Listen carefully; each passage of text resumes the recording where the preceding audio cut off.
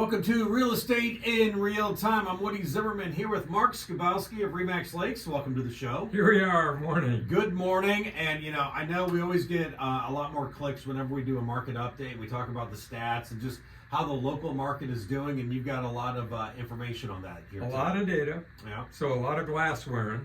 Yeah, right. The old guy. Oh, yeah. The eyes are going. I get it. And this font isn't, maybe I should blow it up to like 18 font. We could have one sheet. I know, that's like mine. But yeah, we're more than halfway through the year, more. Yeah, another month through, which is amazing. I mean, the year's just flying by. And I think as you get older, they just scream. Kids are going to be starting school. I'm sure training camps have started. High school sports, all that stuff's kicking off. And it's been hotter than blazes. It has. But I'm not complaining. No, I'm taking this cool down that we got. This is great. Take it. Yeah, we'll take it. So the real estate market, we've been talking about, typically the summertime is the peak market. It starts March, April, finishes up September, October, maybe into November a little bit. You kind of get that sine curve of activity. There's all different news reports you can listen to. You got some people that, the real estate market's hot, it's flying. You got other areas, they're depressed. In Florida right now, it's not a good place to be trying to sell property. Oh, really? On the coast, condominiums, they had a couple of condo collapses or one big one. Yeah. There's a lot of inspection going on. There are increased fees. I know my stepmom had her place for sale in the villages and ended up having to reduce her price to get it sold. Ultimately, she did, thank goodness. Yeah. But there's a lot. Real estate is definitely local. So we're going to talk about Kosciuszko County. Okay. So the entire county. So the statistics we're talking about are of the entire county. So let's start off with the good news. So year over year, through the end of June, and this got to put the glasses on, year over year, through the end of June, the number of units sold, hold on, I got to grab the right one, I got to get the annual one. Yep. The year over year, number of units sold is up 4% year over year. All right. The volume sold is up 8%. Okay. The average sales price is up 4%.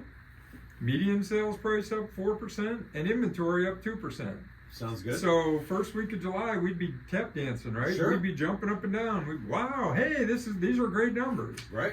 So this and I have to say, a lot of closings take place on the last couple of days of the month for whatever reason. We as agents, we don't have that data in yet. We won't have all of that data, but this is accurate as of July 30th. Okay. July 30th in the morning, because things are posting through the day. Yeah. So this is, again, year over year. For January 1st through the end of July, we are down 6% in quantity sold. Volume sold is down 7%. Average sales price is down 1%. And the number of units on the market, so the number of active homes, is down 3%. Yeah. So we went from jumping up and down for joy the end of June to looking at the end of July and going, what? Yeah. Now, I would predict that these are going to change slightly. You're not going to see them go positive. You're not going to see the minus 6% on the quality or number of units sold change. But there are typically the last couple days of the month, and companies have got a few days afterwards. Actually, it's 2 days after it closes to post. We won't really get the real story, the final number. Yeah. But the story is that the market is less this year than it was last year. Okay. By what year percentage? Yeah. Who knows, year to date. So, I thought, wow, those are crazy numbers. Let's look at individually in the months. So for the month of June, it was up, the number of units sold is up 26%. Wow. In the month of June. Now, it's a real small sample size. Yeah. But still, 26% to be up in 1 month, year over year. So comparing June of 24 to June of 25, 26%. The month of July, and again, this month hasn't closed out completely yet, down 42%. Oh, that's a lot. Down 42%. The average sales price down 16%. Now, you can't paint with a broad brush and say this is the whole market, whatever, but it is an indication. I would say that some of the July sales were scavenged into June, right? And July, just the activity level is slowed down, and part of that is people are concerned about interest rates. Yeah. And as you're seeing, so for the month of July, inventory, the number of active units down 11% year over year. Yeah. Down 11%. Now, we've been talking all this year about inventories getting closer to pre-pandemic levels, but we're not there yet. Right. This is an indication. I can tell you from our office in the Lakes area. I mean, we're right on State Road 13 in North Webster. Right. We see the traffic coming up. We see the traffic going home when we're in the office on Sundays. Yeah. The lake traffic has not happened. And I would predict that that's part of what we've got going on here. But it isn't just the lakes, because these numbers are the entire county. Right. I would say that even standard residential has slowed down in that. And prices, we're not falling off a cliff. We're not falling off a cliff. And after the break, we'll talk a little bit about, what the predictions are through the end of the year. Okay. But, I guess for me as an agent is what's going on? Why are these happening? Why are these numbers shaking out the way they are? It's the slowest year we've had in a long time. Wow. Okay. So more details on this coming up next. You're listening to Real Estate in Real Time. You're listening to Real Estate in Real Time. That's the name of the show. And I tell you what, that name of the show is the epitome of this show that we're doing right now is the truth to the name of the show. It's real time. It is real it's time. It's real time, at least as accurate as the data I've got from the day before. Yeah, exactly. Yeah. But it's interesting, this shift.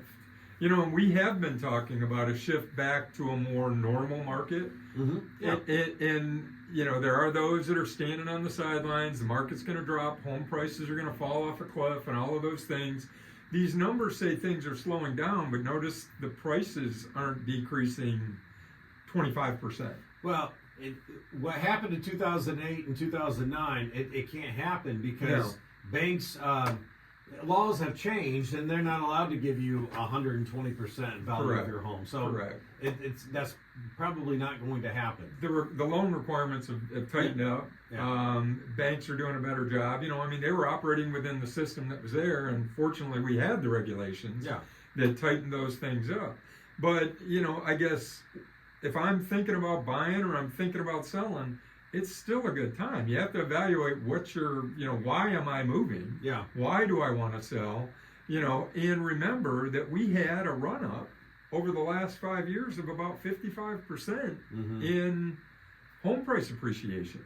That's impacting the market. I can remember us talking about, maybe it was in 21, might have been in 22. I'd have to look back through the old shows.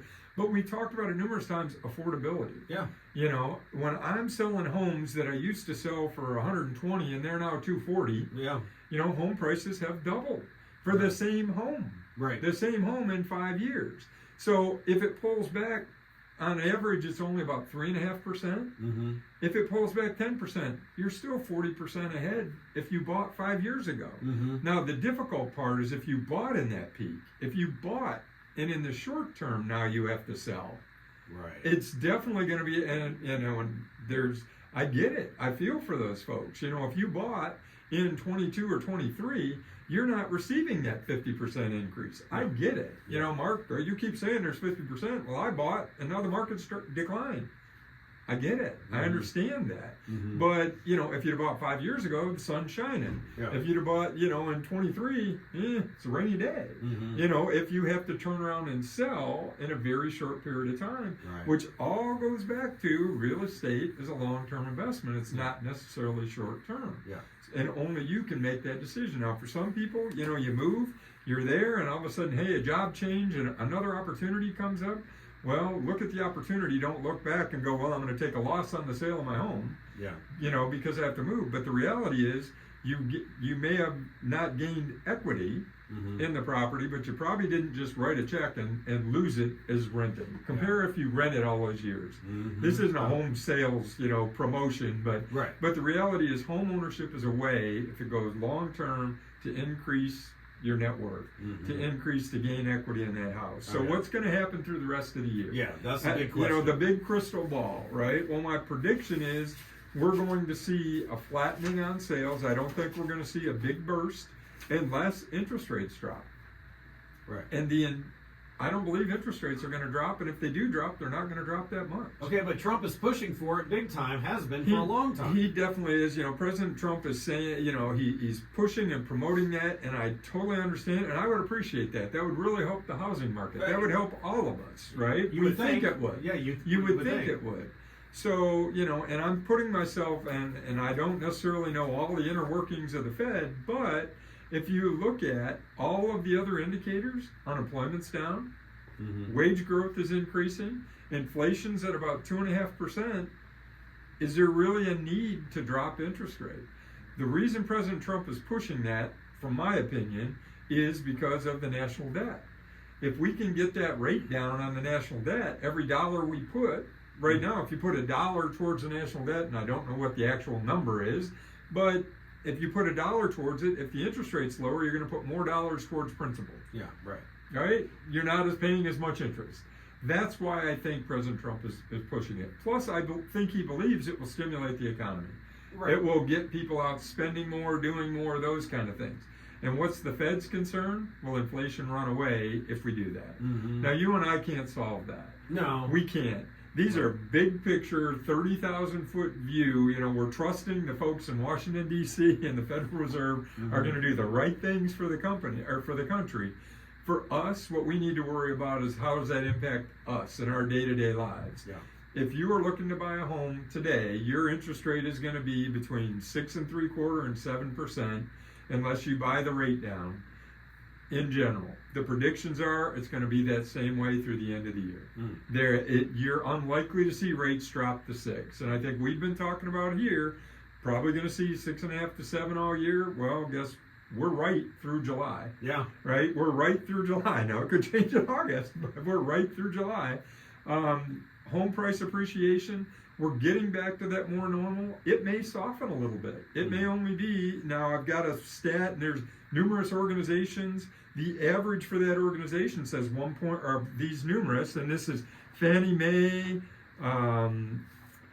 some other builders, Wells Fargo, the Mortgage Brokers Association, NAR, Redfin, and Zillow. The average comes out to 1.6% price appreciation. Okay. I think my personal feeling is, based on our numbers, will probably be between 2 and 3. Yeah. Which is more normal. We're normally within 3 and 4. So we're going back to that more normal.